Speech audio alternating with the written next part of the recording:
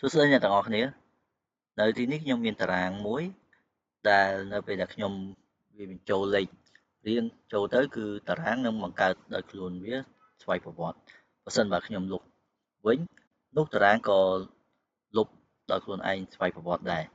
ឥឡូវខ្ញុំនឹងប្រាប់ពីវិធីនៃការធ្វើបែបនេះទីមួយខ្ញុំត្រូវបង្កើតតារាងថ្មីគឺយើងរៀបចំឈ្មោះលើនេះឲ្យរួចរាល់ហើយបន្ទាប់មកយើង select យកនៅខាងក្រោមនេះលោកអ្នកអាច select យកប៉ុណ្ណាក៏បានដែរទៅតាមតម្រូវការជាក់ស្ដែងរបស់ខ្លួនឥឡូវខ្ញុំ select យកដល់200តែម្ដងបន្ទាប់មកទៀត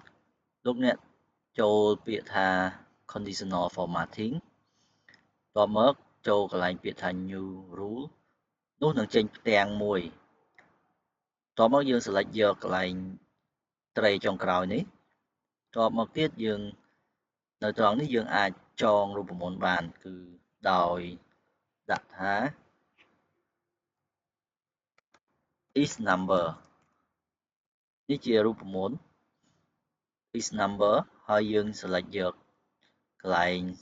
cell នេះមួយប៉ុន្តែកុំភ្លេចចុចកន្លែង F4 គឺយើងយកត្រឹមតែដុល្លារនៅខាងអក្សរ B ហើយកន្លែងលេខ4នេះគឺយើងមិនចាក់សោវាទេគឺដើម្បីឲ្យលេខនេះរត់នៅតាមជួរឈរនេះតែម្ដងគឺជាលេខរៀងប៉ុន្តែយើងចាក់សោកន្លែង B នេះគឺនៅកន្លែង column B នេះគឺឲ្យលេខនេះរត់ទៅនៅតាមជួរឈរ column B ទេមិនអាចឲ្យរត់ទៅក្នុង cell ណាមួយផ្សេងទៀតទេតមកទៀតយើងចូលកន្លែង format ហើយយើងកន្លែង border នេះយើង select យកកន្លែង border បន្ទាប់មកយើងចុច OK ជាការស្រេចអញ្ចឹងខ្ញុំនឹងសាកល្បងឲ្យលោកអ្នកមើលគឺនៅពេលយើងចុចលេខ1នោះនឹងចេញតារាងអូតូម៉ាទិកតែម្ដង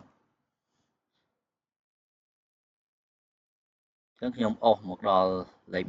22នេះអញ្ចឹងតារាងនឹងបង្កើតដោយខ្លួនវាហើយបើសិនបើយើងចង់លុបចេញវិញនោះតារាងក៏លុបបាត់ដែរ